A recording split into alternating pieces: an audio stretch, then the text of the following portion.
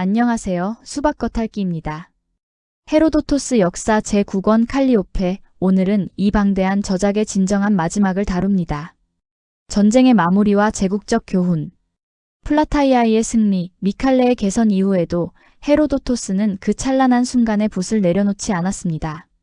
그는 헬레스폰트의 낡은 요새, 불경한 총독의 비참한 최후, 그리고 제국 창립자의 서늘한 경고로 이 모든 이야기를 닫습니다. 왜였을까요? 그 답을 오늘 함께 찾아봅니다. 오늘 영상은 5부분으로 구성됩니다. 첫째, 세스토스 포이전과 아르타이크테스 처형 사건의 서사적 재구성. 둘째, 프로테실라오스 성소 모독과 신적, 인간적 응징 구조. 오만과 응징의 메커니즘을 분석합니다. 셋째, 키루스의 마지막 훈계와 제국론. 환경과 제국의 흥망성쇠를 살펴봅니다. 넷째, 전체 서사 종결 방식. 도덕적 에필로그와 균형 잡힌 평가입니다. 다섯째, 현대 연구 및 학자들의 견해. 보에데커, 데스몬드 등 주요 학자들의 통찰을 정리합니다. 헤로도토스의 역사 제9권은 단순한 승전보가 아닙니다. 이 저작의 114장에서 121장에 이르는 단락은 페르시아 전쟁이라는 거대한 충돌이 물리적으로 종식됨과 동시에 그리스 세계 내부에 새로운 제국주의적 역학관계가 태동하는 결정적 전환점을 섬세하게 포착하고 있습니다. 인간의 탐욕, 신성모독, 그리고 잔혹한 보복의 서사. 헤로도토스가 왜 이것으로 역사의 문을 닫았는지를 오늘 함께 생각해봅니다. 제1부. 세스토스 포이와 아르타이크테스 처형 사건입니다. 서사적 재구성과 군사적 전개를 살펴봅니다. 미칼레 전투에서 승리한 그리스 연합군은 헬레스폰트 해협으로 진군했습니다. 목표는 크세르크세스가 건설했던 부교의 파괴였습니다. 그런데 해협에 도착해보니 부교는 이미 파괴되어 있었습니다. 이 순간 연합군은 갈림길에 서게 됩니다. 스파르타의 레오티키데스가 이끄는 펠로폰네소스 함대는 임무 완수를 확인하고 본토로 철수했습니다. 반면 아테네의 크산티포스가 이끄는 함대는 헬레스폰트 해협에 남았습니다. 그들은 갈리폴리 반도 통제를 위해 세스토스 공략을 결정합니다. 이 결정적인 분기가 무엇을 의미하는지는 나중에 더 살펴보겠습니다. 세스토스는 헬레스폰트 지역 최강의 요새였습니다. 이 지역의 페르시아 총독 아르타이크테스는 인근 동맹군을 집결시키고 농성에 돌입합니다. 카르디아에서 온 오이오바조스는 파괴된 부교의 밧줄을 세스토스로 운반하여 합류했습니다. 그러나 포이전은 예상보다 훨씬 길어졌습니다. 가을이 지나도록 포이전이 계속되자 성내에 비축된 식량이 완전히 바닥났습니다. 방어군과 아이올리스인 주민들은 극심한 기근에 시달렸고 마침내 방어구인 침대의 가죽끈을 삶아 먹으며 연명하는 비참한 상황에까지 이르렀습니다. 더 이상 버티기 어려워진 아르타이크테스와 오이오바조스는 야간 탈출을 감행합니다. 아테네군의 감시가 소홀한 성벽 후방을 틈타 도주한 것입니다. 날이 밝자 성내의 주민들이 스스로 성문을 열어 아테네군에게 항복했습니다. 두 도망자의 운명은 달랐습니다. 오이오바조스는 트라키아인에게 붙잡혀 그들의 토착신 플레이스토로스, 트라키아의 아레스에게 인신공양으로 바쳐졌습니다. 아르타이크테스 일행은 아테네군의 추격 끝에 아이고스포타미 인근에서 생포되었습니다. 붙잡힌 아르타이크테스는 과거 자신이 약탈한 엘라이우스의 프로테실라오스 성소에 대한 보상과 거액의 뇌물을 약속하며 목숨을 구걸했습니다. 그러나 크산티포스는 이를 거절했습니다. 처형 장소는 크세르크세스의 부교가 놓였던 바로 그 해안 마디투스 언덕이었습니다. 처형 방식은 고대 세계에서도 특히 고통스러운 십자가형, 즉 널빤지에 못 박는 방식이었습니다. 아르타이크테스가 서서히 죽어가는 동안 아테네인들은 그의 아들을 아비의 눈앞에서 돌로 쳐 죽였습니다. 여기서 헤로도토스는 서사적 긴장감을 최고조로 끌어올립니다. 승리자인 그리스인들에게도 야만성이 스며들고 있다는 것입니다. 그렇다면 아르타이크테스는 무슨 죄를 저질렀기에 이토록 잔혹한 최후를 맞이했을까요? 그의 가장 끔찍한 범죄는 프로테실라오스의 성소를 약탈하고 능욕한 것이었습니다. 기원전 480년 크세르크세스가 아테네를 향해 진군할 때 아르타이크테스는 대왕을 교묘하게 속여 이 성소의 재산을 차지할 권리를 얻어냈습니다. 그는 프로테실라오스를 왕의 영토인 아시아를 무단으로 침범했다가 죽어 마땅한 징벌을 받은 어떤 그리스인으로 폄하하여 보고했습니다. 페르시아의 세계관에서 아시아 대륙 전체는 왕의 소유물이었으므로 크세르크세스는 아무런 의심 없이 그 허락을 내렸습니다. 이렇게 성소를 탈취한 아르타이크테스는 막대한 봉헌물들을 사적으로 착복했습니다. 더 나아가 신성한 성역의 토지를 사유화하여 농사를 지었고 심지어 가장 신성한 내부 지성소에 여인들을 끌어들여 불경스러운 짓을 저질렀습니다. 헤로도토스의 세계관에서 결코 용서받을 수 없는 극단적인 오만이었습니다. 제2부입니다. 프로테실라오스 성소 모독과 신적 인간적 응징 구조. 오만과 응징의 메커니즘을 분석합니다. 프로테실라오스라는 인물이 여기서 등장하는 것은 우연이 아닙니다. 그는 트로이아 전쟁 당시 그리스 연합군 함대가 아시아 해안에 닿았을 때 죽음을 예언받았음에도 불구하고 아카이아인들 중 가장 먼저 배에서 뛰어내려 아시아 땅을 밟았고 가장 먼저 전사한 불굴의 영웅입니다. 헤로도토스는 페르시아 전쟁을 유럽과 아시아 사이에 영원하고 본질적인 지정학적 문화적 충돌의 역사적 발현으로 이해했습니다. 역사의 서두가 양대륙 간의 상호 납치와 보복의 사슬 그리고 트로이아 전쟁으로 시작된다는 점을 기억하십시오. 결말부에 트로이아 전쟁의 첫 번째 희생자인 프로테실라오스가 소환되는 것은 제1권의 서두와 맞물려 완벽한 수미상관을 이루며 서사를 우주적 차원으로 확장시킵니다. 역사학자 데보라 보에데커가 규명한 바로 그 구조입니다. 이 사실이 얼마나 광범위하게 고대인들에게 인식되어 있었는지는 당시 주화에서도 확인할 수 있습니다. 스키온의 주화의 앞면에는 프로테실라오스의 초상이 새겨졌고 뒷면에는 갤리선의 선미가 표현되어 있습니다. 기원전 480년에서 470년경, 즉 페르시아 전쟁이 한창이던 바로 그 시기입니다. 테살리아 지방 테바이의 주화에는 갤리선의 뱃머리에서 아시아 땅으로 내딛는 프로테실라오스의 모습이 새겨져 있습니다. 기원전 3세기 초의 것입니다. 유럽에서 아시아로 건너간 최초의 전사자. 이 상징이 헤로도토스의 결말부에 배치된 것은 철저히 의도된 선택이었습니다. 아르타이크테스가 크세르크세스를 속여 프로테실라오스를 왕의 영토를 침범한 자로 모독한 것은 페르시아 제국의 관점에서 트로이아 전쟁 당시 아시아 침공에 대한 보복을 정당화하려 한 극도로 교만한 수사였습니다. 그리스 영웅 중 가장 먼저 아시아를 침공했던 인물의 무덤을 유럽으로 무단 침공에 들어온 아시아의 총독이 능욕하는 이 구조. 헤로도토스는 이 구조를 통해 두 대륙 간에 멈출 수 없는 상호 보복의 비극적 순환을 폭로합니다. 제1권의 납치 사건들로 시작된 갈등이 제9권에서 영웅의 무덤 모독으로 이어지는 것은 개별적인 전쟁을 넘어 인류 문명 간에 멈출 수 없는 순환적 비극을 폭로하는 서사적 장치입니다. 헤로도토스가 제시하는 페르시아 제국의 근본적인 죄악은 단순히 이웃 나라를 정복했다는 것이 아닙니다. 그것은 경계선의 위반입니다. 지리적 위반을 보십시오. 크세르크세스가 바다, 즉 헬레스폰트의 족쇄를 채우고 채찍질을 가하며 부교를 건설한 것. 이것은 자연에 대한 극심한 오만이었습니다. 신성 위반을 보십시오. 아르타이크테스가 지성소를 세속적 욕망으로 더럽힌 것. 이것은 신성에 대한 노골적인 모독이었습니다. 신의 공간을 침범한 불경은 헤로도토스의 도덕률에서 피할 수 없는 파멸의 제1원인입니다. 이는 사르디스, 아테네의 아크로폴리스, 이오니아의 성소들을 불태우고 파괴했던 페르시아 제국의 일관된 신성 모독적 행태를 국지적으로 압축해 놓은 상징적 행위이기도 합니다. 아르타이크테스의 죄악에 대해 헤로도토스는 징벌의 주체, 장소, 방식을 소름 끼칠 정도로 정교하게 일치시킵니다. 체포된 아르타이크테스가 갇혀 있을 때 헤로도토스는 기이한 징조 하나를 삽입합니다. 경비병들이 소금에 절인 물고기를 숯불에 구우려 하자 이미 생명력을 잃고 굳어버린 물고기들이 마치 살아있는 것처럼 펄떡거리며 튀어오르기 시작한 것입니다. 공포에 질린 군중들 앞에서 아르타이크테스는 이 기적의 의미를 스스로 해석합니다. 이는 프로테실라오스가 나에게 보내는 경고다. 죽어 소금에 절여진 물고기처럼 시체가 되었으나 신들로부터 자신을 모독한 자에게 복수할 힘을 부여받았다는 뜻이다. 죽은 지 수백 년이 지났음에도 강력한 영적 권능을 발휘하는 영웅.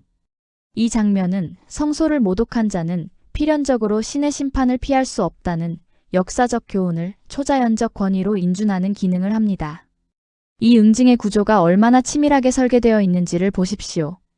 장소의 일치. 처형은 크세르크세스의 부교가 세워졌던 오만의 현장에서 이루어집니다. 방식의 일치. 처형 방식인 십자가형은 페르시아인들이 반역자에게 가해 오던 전통적인 형벌입니다. 즉, 아르타이크테스는 페르시아 제국주의적 오만의 상징적 장소에서 페르시아 제국주의적 폭력의 방식으로 응징을 당한 것입니다. 인간의 대행. 신적 의지는 아테네군의 손을 빌려 물리적 형체를 드러냅니다.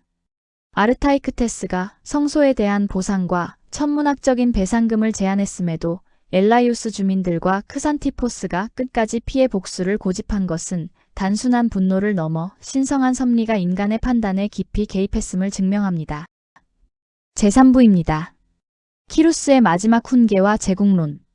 환경과 제국의 흥망성쇠를 살펴봅니다. 아르타이크테스가 십자가에 매달려 비참하게 최후를 맞이함으로써 페르시아 전쟁의 현재적 서사가 종결되는 바로 그 순간 헤로도토스는 기이하게도 시간을 약 100년 전으로 되돌려 놓습니다. 무대는 페르시아 제국의 창립자 키루스 대왕의 시대입니다. 여기서 발언하는 인물이 아르템바레스입니다. 그는 방금 잔인하게 처형당한 아르타이크테스의 조부입니다. 헤로도토스는 이 각의 연결을 의도적으로 배치합니다.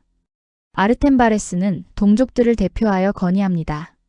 제우스 신께서 페르시아인들에게 아시아의 지배권을 주셨으니 이제 우리가 살고 있는 작고 척박한 산악지대 페르시스를 떠나 훨씬 더 넓고 비옥하며 풍요로운 땅으로 이주합시다. 그리하여 모든 민족 위에 진정한 지배자로 군림합시다. 이것은 새롭게 탄생한 강대국이 필연적으로 마주하게 되는 제국주의적 팽창 욕구와 불을 향한 근원적 유혹을 상징합니다. 그러나 페르시아 제국의 기초를 닦은 키루스 대왕은 이 솔깃한 제안에 흔들리지 않았습니다. 그는 원한다면 비옥한 영토로 이주하라고 허락하면서도 역사의 길이 남을 서늘한 경고를 덧붙였습니다. 부드러운 땅은 부드러운 사람을 낳는다. 이 한 문장이 헤로도토스의 역사 전체를 닫는 철학적 열쇠입니다. 키루스의 훈계는 계속됩니다.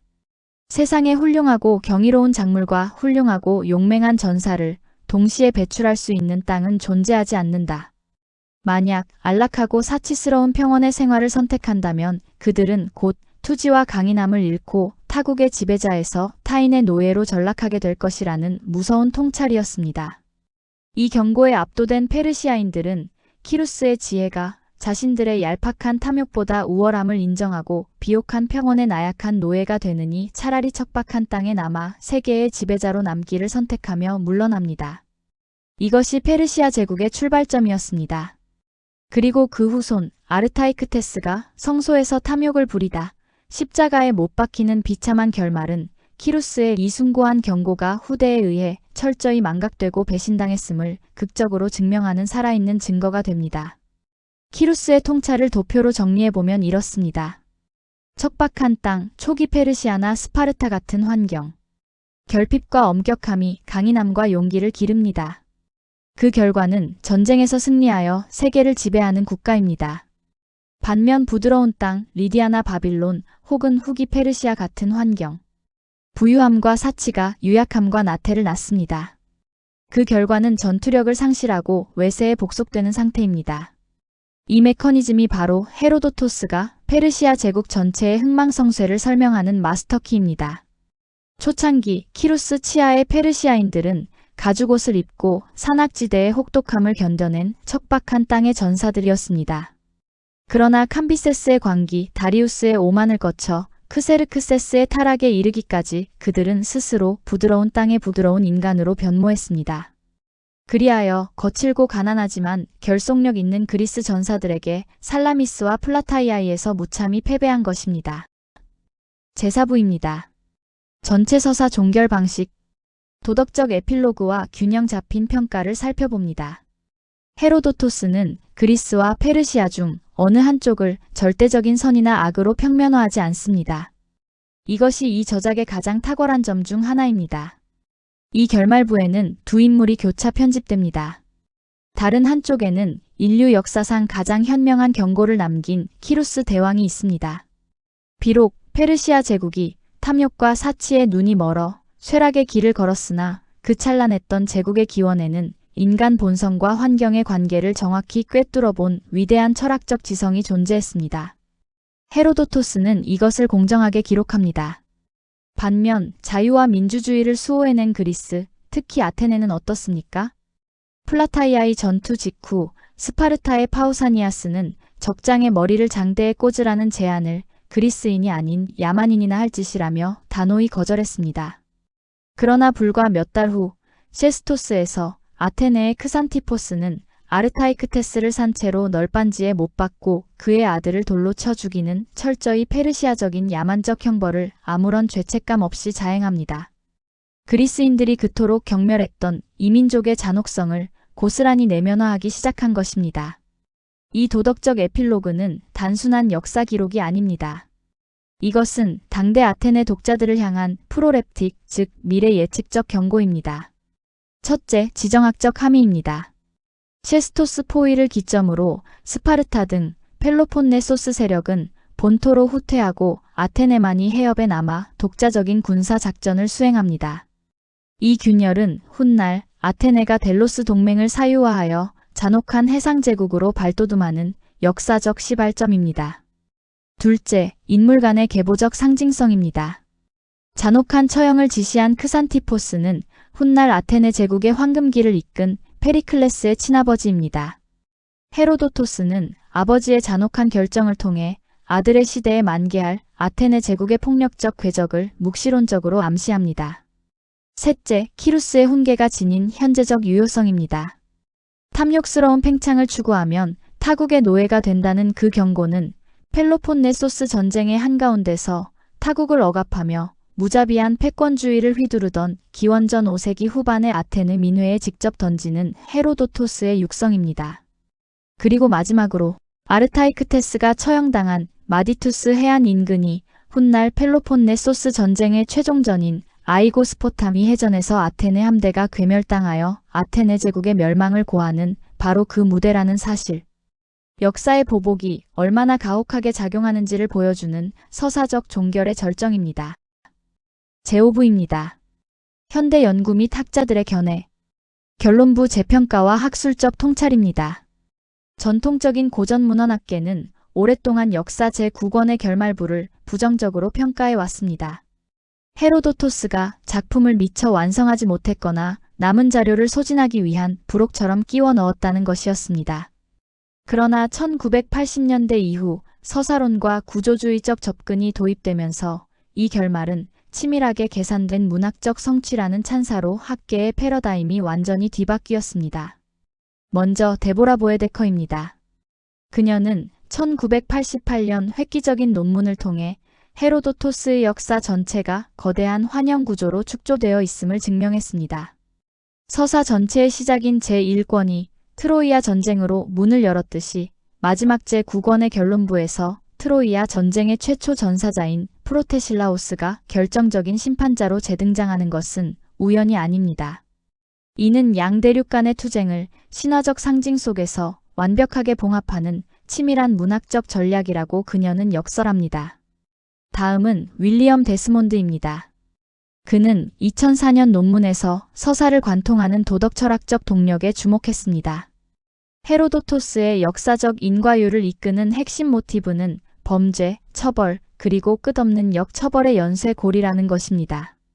특히 그는 십자가형이라는 이민족의 잔혹한 처벌 방식을 야만인이 아닌 문명화된 그리스인인 아테네가 주도했다는 점을 날카롭게 지적합니다.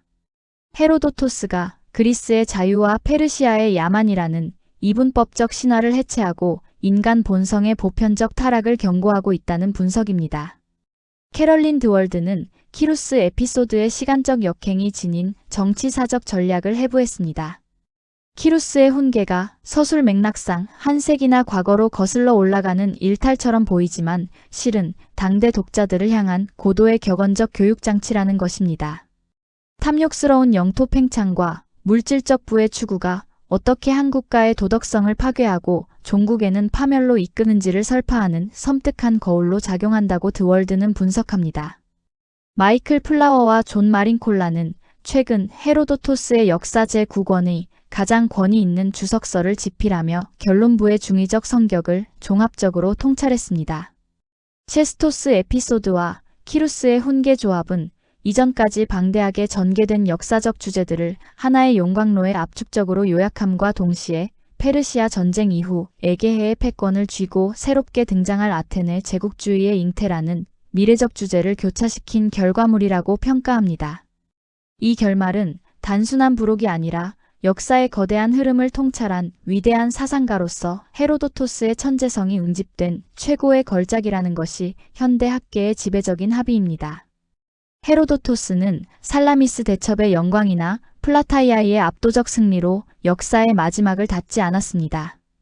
그는 변방 요새의 참혹한 공성전, 소름 끼치는 처형 장면, 그리고 철학적 교훈담의 조립으로 이 방대한 저작을 마무리했습니다. 과거 아시아의 맹주였던 페르시아가 범했던 치명적인 제국주의적 오만이 이제 승리자 아테네에게로 고스란히 유전되었습니다. 역사는 필연적으로 맹목적인 탐욕과 또 다른 비극적 보복을 향해 굴러갈 것입니다. 헤로도토스의 역사는 맹목적인 탐욕과 비극적 보복의 순환을 예언하며 침묵 속에 장엄한 대단원의 막을 내립니다. 헤로도토스의 역사 시리즈 영상은 여기까지입니다. 체스토스의 참혹한 함락에서 키루스의 서늘한 경고까지 서양 최초의 위대한 역사서는 이렇게 장엄하게 막을 내립니다. 그리고 그 마지막 울림은 2500년이 지난 지금도 여전히 유효합니다. 영상이 도움이 되셨다면 좋아요와 구독 부탁드립니다. 또 다른 시리즈로 다시 찾아뵙겠습니다.